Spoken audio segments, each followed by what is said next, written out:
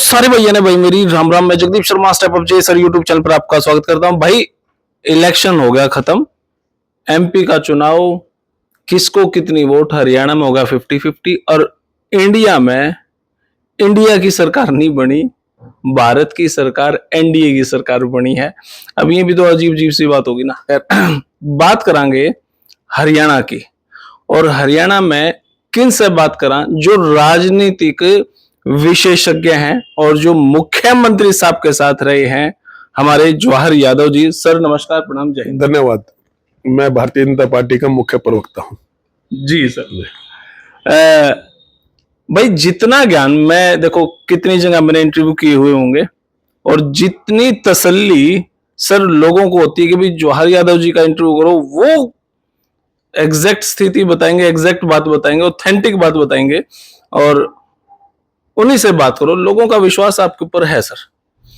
बात करें हरियाणा लोकसभा की, क्या कहना है? 5-5 सीटें सर। देखिए, निश्चित रूप से पहले हमारी 10 सीटें थी, इस बार घट के 5 हो गई। उसके नाते तो एक हमें धक्का जरूर है, परंतु ये धक्का हमें तात्कालिक है, लंबे समय के लिए नहीं है। कांग्रेस ने एक भ्रम फैलाया जिसका शिकार हरियाणा, राजस्थान, यूपी हुआ। कांग्रेस ने भ्रम फैलाया कि दलित भाई, जो कांग्रेस ही आरक्षण की दुश्मन है दलितों की, जो इनका आरक्षण लेकर 4% देना चाहती थी मुसलमानों को, खुद इनका आरक्षण छीनना चाहती है। देश के प्रधानमंत्री श्री नरेंद्र मोदी ने सदन में पंडित जवाहरलाल नेहरू का आरक्षण को लेके क्या था वो पढ़ा। उसमें तो पत्र पढ़ रहे तो लिखेगा ना मैं जी, और ये हटा दिया कि वो जवाहरलाल नेहरू का पत्र था। इसको इन्होंने बदलाया। साथ में अमित शाह जी के वीडियो के साथ छेड़छाड़ की। वो ये कह रहे हैं कि जो भी आरक्षण कानून सम्मत नहीं है उसको हम खत्म करेंगे। कानून सम्मत कौन सा आरक्षण ही था? जो कांग्रेस की सरकार ने 4% दिया कर्नाटक में, उसको वो कहने की बात कर रहे हैं। अब मुझे लगता है समय है, तब इन्होंने बरगलाया। उसका निश्चित रूप से हमें नुकसान हुआ। हरियाणा में हुआ, राजस्थान में हुआ और यूपी में भी हुआ। अब लोगों को समझ में आ जाएगा कि ये केवल बरगलाया गया था। हमारे पास समय है, सही तथ्य उनको समझ में भी आ जाएंगे कि भारतीय जनता पार्टी ऐसी पार्टी है जिसमें सबसे अधिक बैकवर्ड और दलित जीत के आते हैं।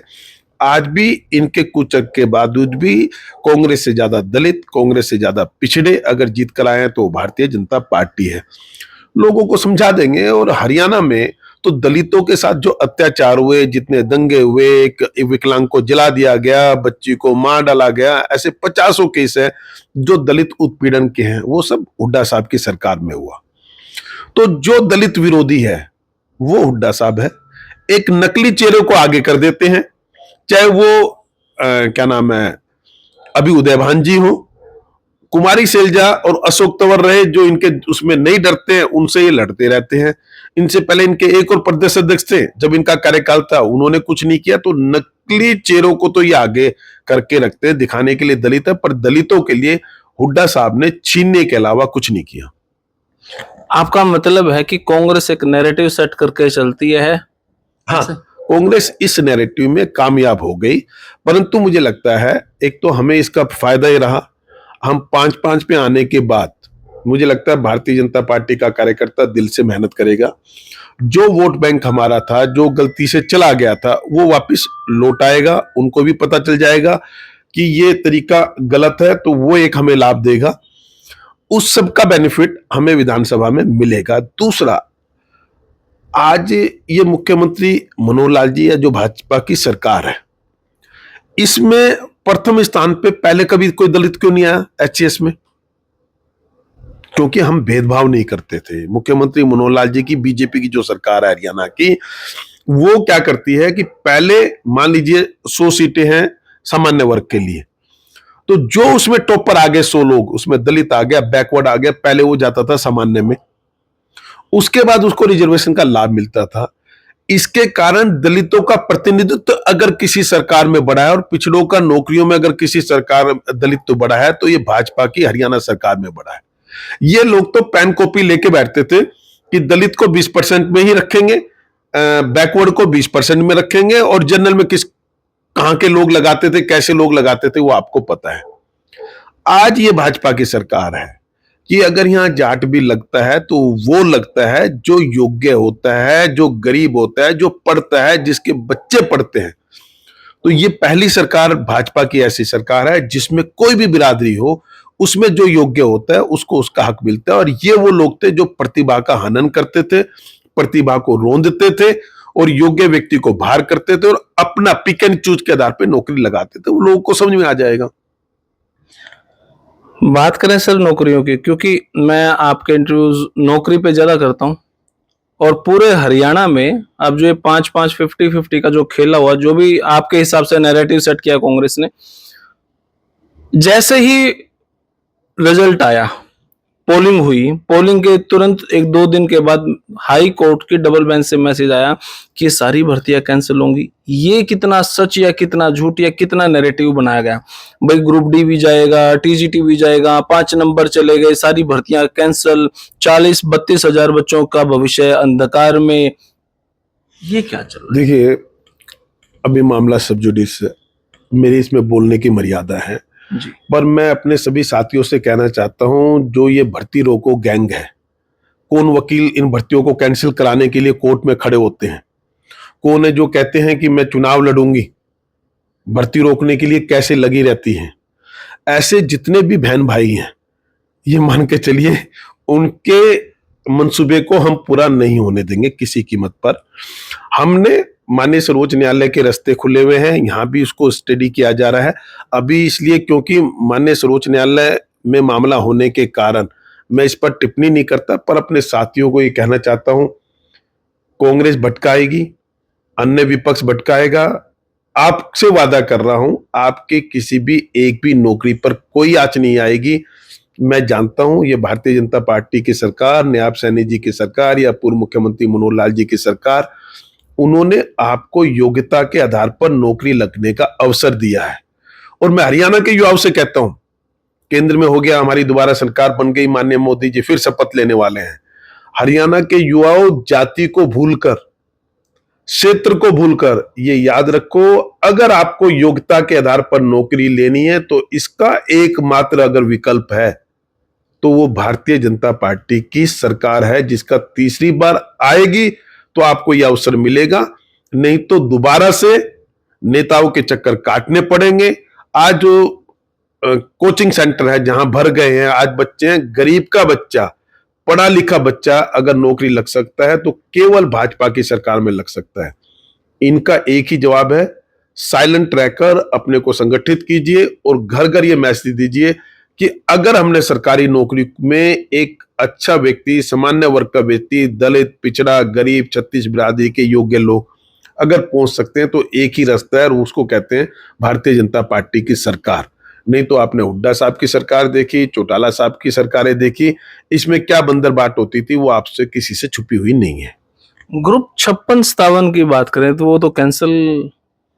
अभी मैं इस पर टिप्पणी नहीं करना चाहता, मैंने बताया ना सब जुडिस मैटर है, इस पे हमारे जो सरकारी वकील है इसके निर्णय को पढ़ेंगे एक बार, उसके आधार पर देखेंगे कि इस निर्णय का कहीं असर पड़ भी रहा है या नहीं रहा। पर फिर भी मैं कहना चाहता हूं, कुछ भी हो, भर्ती रोको गैंग के मंसूबे भाजपा सरकार किसी भी कीमत पे पूरा नहीं होने देगी। अगर मैं, और ये कांग्रेसी लोग हैं, ये कांग्रेसी ही लोग हैं जिन्होंने ब्राह्मणों को अगर आर्थिक आधार पर हमने नौकरियों में आरक्षण देने का काम किया, उसको भी चुनौती देने का काम इस भर्ती रोको गैंग ने ही किया था। भर्ती रोको गैंग के लोगों को आप सब जानते हो कि वो कौन है। अगर मैं बात करूं आपसे नई वैकेंसियों से रिलेटेड, मुझे ये लगता है कि इन भर्तियों के चक्कर में जो कोर्ट से नकार दी गई हैं, भाई 5 नंबर के कारण कोई जॉब नहीं होगी, अब ना तो मुझे ये लगता है कि आप अब खैर जाएंगे सुप्रीम कोर्ट में, बच्चों का भविष्य फिर से अंधकार में लग रहा है कि भाई अब सुप्रीम कोर्ट में चलती रहेंगी, 2 महीने 3 महीने निकल जाएंगे, हमारे पास जो ऑप्शन था आचार संहिता के कारण वो भी खत्म हो जाएगा, विधानसभा भी हो जाएगा। भाजपा ऐसे झूठ बोल के विधानसभा का चुनाव करवा देगी और हमारी नौकरियां फिर चली जाएंगी। ये मार्केट में बातें चल रही हैं। क्यों ना आप अभी 2-4 दिन में नोटिफिकेशन निकाल के नए सिरे से एग्जाम लेके 3 महीने में रफा दफा। देखिए, मैं कह रहा हूं ना, ये कांग्रेस फिर नैरेटिव पे काम करेगी, आपको बरगलाएगी, आपको भटकाएगी। भारतीय जनता पार्टी का मुख्य प्रवक्ता होने के कारण माननीय मुख्यमंत्री श्री नायब सैनी जी के आदेश पर मैं ये आपको कह सकता हूं कि किसी भी एक भी व्यक्ति की नौकरी नहीं आएगी। इनकी बातों में आने की जरूरत नहीं है। ये यही नैरेटिव लाएंगे, उन्हें पता है कि ये सबसे बड़ी ताकत है भारतीय जनता पार्टी की, तो इस पे डेंट मारा जाए। इनको तो सजा देनी है आपने कि ये भर्ती रोको जो गैंग वाले लोग हैं ना, इनको सजा देने का एक ही तरीका है कि इनको विधानसभा में हराओ। भारतीय जनता पार्टी की सरकार पुनः तीसरी बार लाइए। आप निश्चित रहिए, जैसे केंद्र में अगर मोदी की गारंटी है तो यहां नायब सैनी जी की गारंटी है, भाजपा की गारंटी है। एक भी योग्य व्यक्ति बाहर नहीं जाएगा और अधिक से अधिक संख्या में नौकरी लगेगी। 84,000 नौकरियां दी थी हुड्डा साहब ने अपने 10 साल के कार्यकाल में, हम 1,40,000 दे चुके हैं। उनसे ये मान के चलिए 56,000 नौकरी ज्यादा दे चुके हैं और अभी हमारे पास 2-3 महीने और है। इसमें क्या रिजल्ट आ सकते हैं ये HSC और HPSC तय करेगा, क्योंकि वो मेरे अधिकार क्षेत्र में नहीं आता। अगर वो कुछ और भर्तियां भी निकालता है, उनके रिजल्ट घोषित करता है, तो ये मान के चलो हुड्डा से दुगनी नौकरियां दे देंगे और वो झूठ फैलाते रहेंगे कि हम नौकरियां नहीं देते। हरियाणा का युवा एक मांग कर रहा है सर, बेरोजगार युवा, वो कह रहा है कि हमें फॉर्म भरने की जगह दी जाए, मतलब सीईटी को पचड़े में ना लाया जाए, सीईटी को खत्म कर दिया जाए और बिना सीईटी के हमारे एग्जाम कर दिए जाएं, ताकि हम सभी बच्चे अपना फॉर्म भर सकें और एग्जाम दे सकें, वो अपनी संतुष्टि के लिए। और ये आपके लिए नुकसान का भी सबब बना। जब आपने सीईटी का पेपर लिया, 4 गुना में 5 गुना हो गए, कभी 6 गुना हो गए, कभी 3 गुना, और ये पचड़ा भी होगा। इसके कारण केसेस बहुत ज्यादा हो गए। तो बच्चे ये चाहते हैं कि सीईटी का एग्जाम ना करवा के सीधा डिपार्टमेंटल जो पहले की तरह होते थे। देखिए, वो उद्देश्य तो ठीक था कि बच्चों को कम झलके और हम नौकरियों को गति देके जी। पर मैं फिर कह रहा हूं, हमारे यहाँ चीजों को अटकाना और कोर्ट के माध्यम से अटकाना, ये भर्ती रोको गैंग जानता है। हम उनसे लड़ रहे हैं।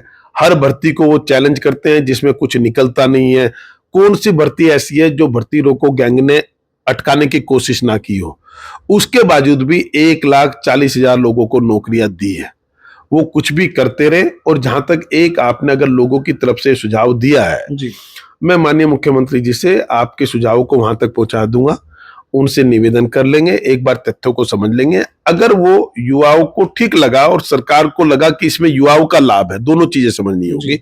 अगर वो जो भी निर्णय युवाओं के हित में होगा, हम वो कार्य करेंगे। तो मैं आज ही माननीय मुख्यमंत्री जी को ये निवेदन कर लेता हूं कि मैं उनसे समय मांग लेता हूं। आज फोन पे डिस्कस कर लेता हूं, 2-3 दिन में बुलाएंगे और अगर जिस दिन वो मुझे बुलाएंगे मैं आपको जरूर इन्फॉर्म करूंगा। मेरी बात होने के बाद आपको बताया जाएगा कि मेरी ये बात हुई है। तो क्या ऐसा मुमकिन है कि इन 3 महीनों में, क्योंकि बच्चे ये भी सोचे बैठे 3 महीने 90 दिन के बाद अगली विधानसभा की आचार संहिता लग जाएगी, हमारी नौकरी लगेगी कि नहीं लगेगी, नए बच्चों की भी। अब बच्चे चाहते हैं कि इन 3 महीनों में नोटिफिकेशन निकल जाए, एग्जाम हो जाए, बच्चे ज्वाइनिंग हो जाए। क्या ऐसा पॉसिबल है कि 3 महीने में ऐसा हो सकता है? देखिए, मैं फिर कह रहा हूं, ये भारतीय जनता पार्टी की सरकार है। इसमें HPSC और HSC ये स्वतंत्र निकाय हैं। स्वतंत्र है तो मतलब स्वतंत्र है। जी। तो ये निर्णय उनको लेना है। आपकी भावनाएं, युवाओं की भावनाएं वहां तक पहुंचाने का निश्चित रूप से हमारी जिम्मेवारी बनती है, पहुंचा देंगे। ये कांग्रेस की तरह नहीं है कि वहां डायरेक्ट हस्तक्षेप कुछ होता है, तो हमारा उस तरह का हस्तक्षेप नहीं है। पर माननीय मुख्यमंत्री जी से एक निवेदन करके कि इनको कैसे और तेज किया जा सकता है, कैसे गति दी जाती है, वो प्रयास हम निश्चित रूप से, मेरी नैतिक जिम्मेवारी भी बनती है और भारतीय जनता पार्टी के कार्यकर्ता के नाते वहां पहुंचा देंगे। क्या होगा ये मेरा बोलना ठीक नहीं है, पर हाँ, एक भारतीय जनता पार्टी का कार्यकर्ता होने के नाते और हमारी सरकार होने के नाते मैं ये कह सकता हूं कि एक भर्ती कैंसिल नहीं होगी। अधिक से अधिक संख्या में भर्ती कैसे हो सके, इसका प्रयास जरूर करेंगे। अपना निवेदन वहां तक पहुंचाने का, HPSC को, HSC को, वो एक आग्रह हम जरूर वहां तक पहुंचाएंगे और मुझे लगता है उसमें बेहतर होगा युवाओं के लिए। प्रधानमंत्री कौन बन रहे हैं? क्योंकि कल खबरें चली, वही एक नैरेटिव सेट करने वाली बात। कल खबरें चली नीतीश साहब कांग्रेस में जा सकते हैं, इंडिया गठबंधन में जा सकते हैं, उधर से वो छोड़ सकते हैं, वो छोड़ सकते हैं, भाजपा अब की बार नहीं बना पाएगी। और कांग्रेस में राहुल गांधी जी को एक वीडियो देख रहा था रास्ते में चलते हुए, बड़े मुस्कुराते और स्पीड से निकलते हुए, और लोगों में जैसे कि अब वो इलेक्शन जीत चुके हैं, ये सब माहौल देख रहा था। प्रधानमंत्री क्या मोदी जी बन रहे हैं या अभी कुछ मझधार में गाड़ी? ऐसा है, तीसरी बार मोदी सरकार। अभी एनडीए की मीटिंग भी हो चुकी, ये नोटिफिकेशन मिला आ गया, जो जो उस मीटिंग में था उन सब लोगों के उस पे होगा और सर्वसम्मति से माननीय मोदी जी को फिर एक तीसरी बार सदन का नेता चुन लिया गया है और जल्दी ही वो प्रधानमंत्री की दोबारा से शपथ लेना चाह रहे हैं। पर मुझे तरस आता है, किस पर जश्न मना रहे हैं? पूरा इंडी गठबंधन उतनी सीटें नहीं लेकर आया जितनी अकेली भाजपा लेकर आ गई। मैं अपने एनडीए की तो बात ही नहीं कर रहा, जी। पूरा लग के कि हमने क्या कर लिया, और भगवान करे अगर इनको ये विजय लगती है तो ऐसी विजय तो इनको हर बार मिले, मेरी शुभकामनाएं।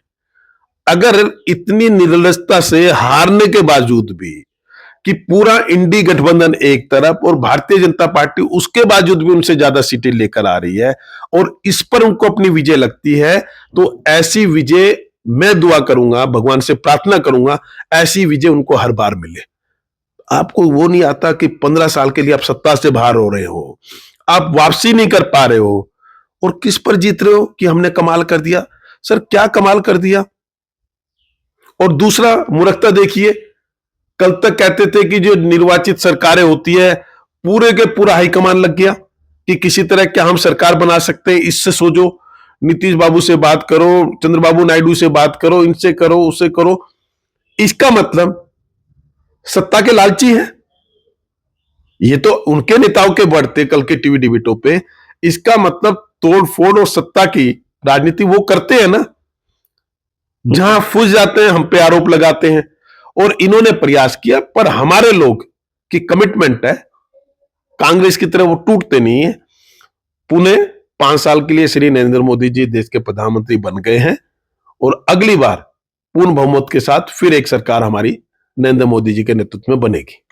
विधानसभा अपने तय सीमा पे होंगे या पहले बाद में? नहीं, विधानसभा का समय अक्टूबर का है, अक्टूबर में ही होंगे और पुणे माननीय नायब सैनी जी के नेतृत्व में भाजपा की बहुमत की सरकार होगी।